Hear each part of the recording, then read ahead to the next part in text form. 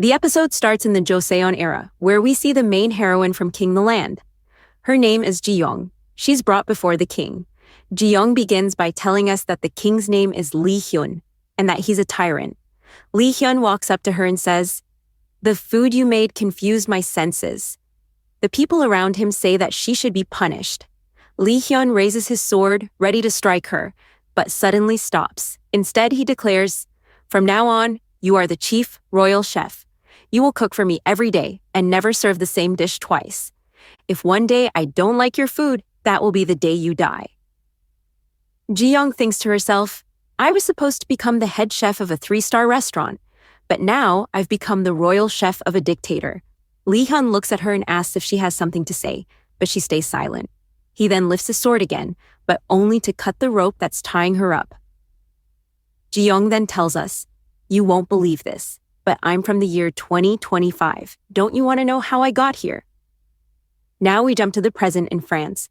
A big cooking competition is about to begin. Everyone is ready to start, and the timer goes off. But Ji-young's stove suddenly stops working. She calls a man over for help, but it still doesn't work. After thinking for a second, she grabs some straw nearby, lights it up, and starts cooking with fire. Everyone watching is surprised, wondering how she's managing to cook like that. Even with the time pressure, she finishes her dish right before the clock runs out. The judges come around one by one to taste the food. When it's Ji-young's turn, they taste it and say it's absolutely delicious. Ji-young explains what the dish is and what ingredients she used. When the winner is announced, it's none other than Ji-young. That night, she celebrates with wine and admires her prize. The next morning, she's talking to her father, saying, "Did you see the news? I'm about to become the head chef of a 3-star restaurant." Her father smiles and says he's happy for her, then adds, "By the way, are you coming over today? There's going to be a total solar eclipse." Ji-young says, "Sure, I'll watch it from the plane." Her father reminds her, "On your way here, bring that Joseon-era book. It's very important. I've asked my friend to send it to you." She agrees to bring it. In the next scene, Ji-young collects the package from the post office. It's the same book. Later on the plane, her meal arrives. Before eating, she adds a special cream to enhance the flavor. In the cockpit, the pilots announce that the solar eclipse is starting. Everyone takes out their phones to take pictures. The man sitting next to Ji-young accidentally spills tea, soaking her Joseon book. She rushes to the bathroom to dry it off, and while flipping through it, she realizes it's actually a recipe book. But one page is missing. It's torn out. Then she reads a strange line. "My dear, if you ever read this one day, could you come to me?" The moment she reads it, the book starts to glow. Ji-young mutters, "This must be some kind of Joseon-era romance thing." But as she reads the line and the eclipse happens at the same time, the book starts shaking and glowing even brighter. Ji-young screams for help, but no one can hear her.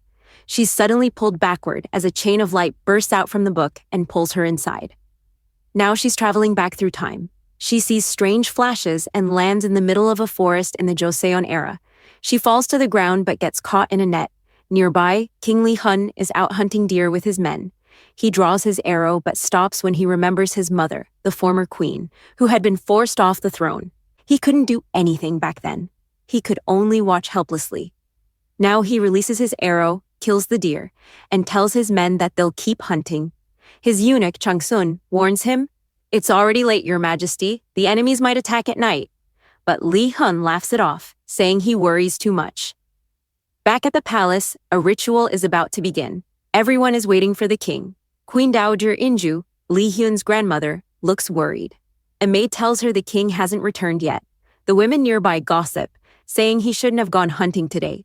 It might anger the ancestors and bring a curse of death. Inju angrily silences them and thinks to herself that Lee Hyun must be remembering what happened to his mother, which is why he hasn't shown up. Outside, ministers and officials are gathered for the ritual, complaining that the king is late. Someone mentions that Secretary Songji went to Chahong, the place where beautiful women are chosen. Meanwhile, Lee Hyun keeps hunting, saying he'll kill more deer and earn a reward.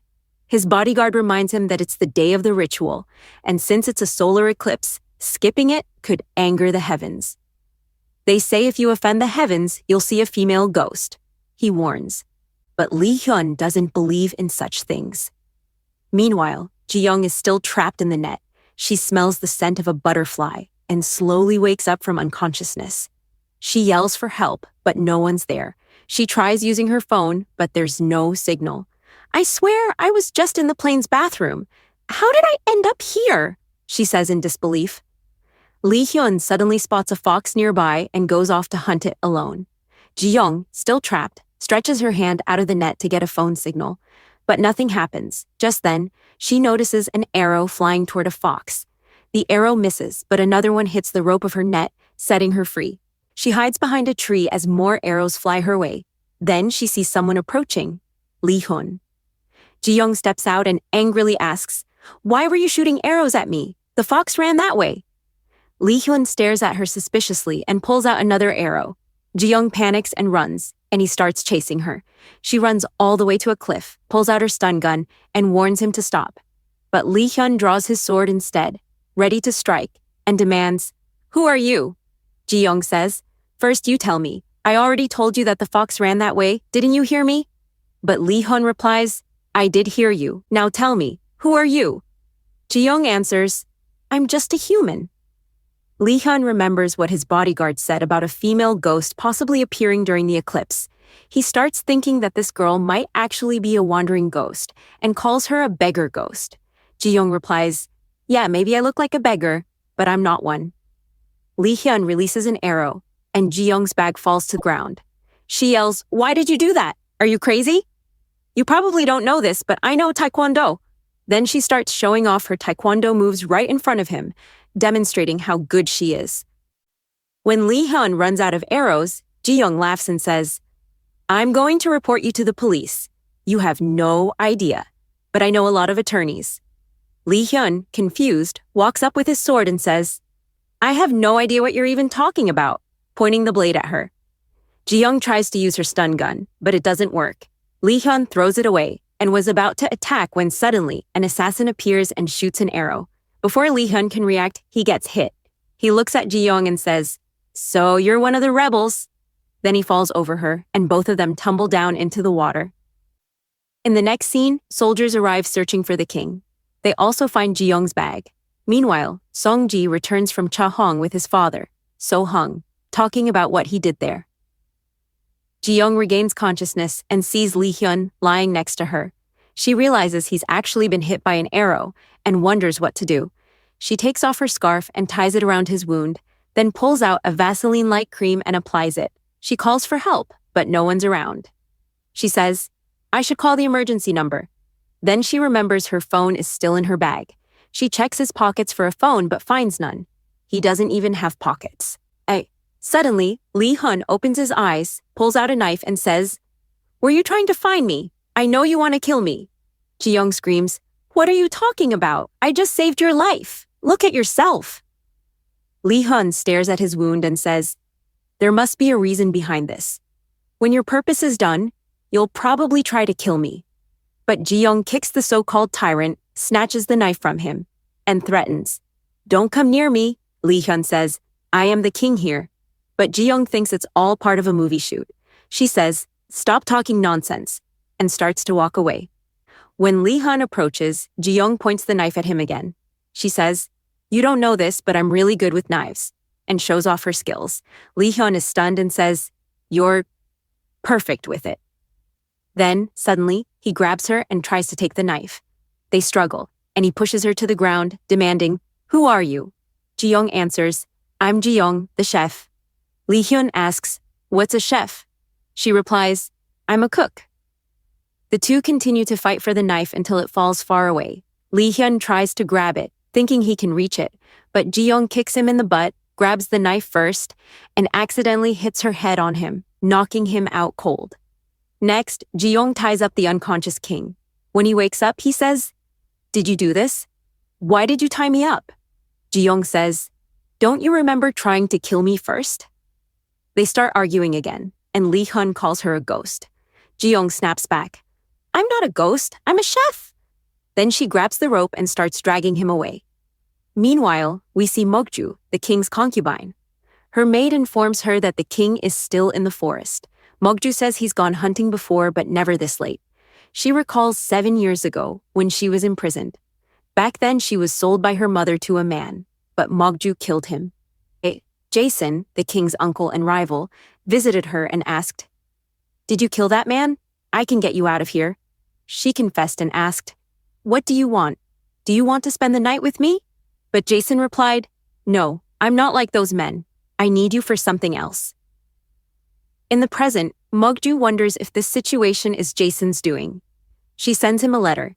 Jason reads it and tells his men, "The king is still in the forest. If any of you have done anything wrong to him, I won't forgive you." Back in the forest, Lee Hyun tells Ji-young, "Bring me some water. I'm thirsty." Ji-young says, "Are you crazy? I'm thirsty too." Lee Hyun insists, "I'm the king of this country." Ji-young laughs, not believing him. He then shows her a dragon tattoo on his chest. Ji-young looks at it and says, "So what? These tattoos are cheap. Foreigners love them." Lee Hyun yells, "How dare you talk to me like that? How can I make you believe I'm the king?" Ji-young replies, "And how can I make you believe that I'm a chef?" Lee Hyun says, "If I really am the king, what will you do then?" Ji-young answers, "I don't know, but right now you're just my patient." As they keep talking, Ji-young drags the injured king along until they reach a house. Lee Hyun says, "This place used to be a village, but I had it cleared out. I come here for hunting." Ji-young mentions a cruel king who used to torture people, take their lands, and hunt on their property. He also used an event called Changhong to bring women. Lee Hyun asks, "Are you talking about me?" She replies, "No, that's from way before your time." But it actually was about him. Lee Hyun asks, "How did that king become such a tyrant?" Ji-young says, "He forced people off their lands and relocated them, and that Changhong thing was awful too. Why are you acting like I'm talking about you?" Later she ties him up again and looks through the house, finding some clothes. She changes into traditional hanbok. When she steps outside, she hears a noise inside and goes to check. There's a girl who attacks her with a broom and calls her a thief. Ji-young says, "I'm not a thief." The girl, named Kilgam, says, "You stole my clothes." Ji-young explains, "There was no one here, so I just borrowed them," then apologizes. She asks, "By the way, can you tell me where we are?" Kilgam looks at her strangely and explains the place. Ji-young says, "You and that old actor talk exactly the same way. Are you both part of the shoot?" Kilgam asks, "What's a shoot?" Then she tells Ji-young, "This is the year of the monkey." Ji-young is shocked and asks, "Is there a convenience store nearby?" But Kilgam asks, "What's that supposed to mean?" Ji-young mutters to herself, "If I want to get out of here, I'll have to get my bag first because my phone's inside it." She asks Kilgam to go with her up the hill where she dropped her bag, but Kilgam says she can't go. Then, both of them suddenly feel hungry. Ji-young says, "I can cook something for you." And Kilgam happily agrees, saying, "All right, I'll come with you, but let's eat first." Since Kilgam had a great sense of smell, she takes Ji-young out to the fields to find ingredients for cooking. They gather a few things to make a meal. Ji-young gets to work and cooks up a delicious dish, even adding some cream on top. Later, both of them take the food to Lee Hyun and tell him to eat. But he refuses, saying, "I won't eat it." "You eat first. What if it's poisoned?" Ji-young takes a bite to show him it's safe, then holds out the spoon toward him. He tries to take a bite, but it doesn't go into his mouth. He complains, "I need a smaller bite." So Ji-young scoops up a tiny bit and teases, "Here, my sweet princess, have a bite." Lee Hyun yells, "Do I look like a princess to you?" Ji-young laughs and says, "Oh right, I forgot. You're a king." Then she insists he eat, and he finally does. But as soon as he tastes it, it's so spicy. His mouth feels like it's on fire. He shouts, "What kind of poison did you put in this?" Ji-young takes another bite and says, "It's not spicy at all." She offers some to Kilgam, but even she screams, "It's way too spicy." Ji-young shrugs, "Fine, if you don't want it, I'll eat it myself." But Kilgam insists, "I can handle it," and starts eating again. Lee Hyun just watches the two of them quietly. Seeing them enjoy it, he too wants to eat. A little food was left, so Ji-young feeds him. When she tells him to open his mouth, it reminds him of how his mother used to feed him. He whispers to himself, "It's strange, how her simple food reminded me of my mother."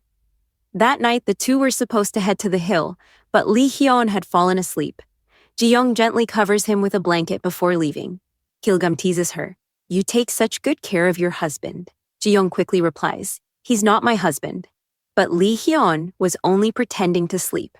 Later both girls go to the riverside and start having fun. Meanwhile, soldiers arrive near Lee Hyun and rescue him. He tells them, those rebels held me captive. We must kill them. The soldiers burn the house and leave. Ji-young remembers how Lee Hyun once asked Kil-gum, who are you and why are you living here? This land isn't yours. It's our hunting ground. But Kil-gum didn't answer. Now, Ji-young asks her the same question. Why do you live there? That land isn't yours. Kil-gum replies, I'm hiding from Chung-hung. They capture women and take them to the palace where the king chooses his concubines. Many of them die during that process. Ji-young is shocked and says, that used to happen during the Joseon era. But Kil-gum looks at her strangely and says, this is the Joseon era. What do you mean? Just then, a group of soldiers passes by. Ji-young sees them and yells for help, but among them is Lee Hyun. He looks right at her, and the episode ends. We'll see what happens next in episode 2. Until then, bye.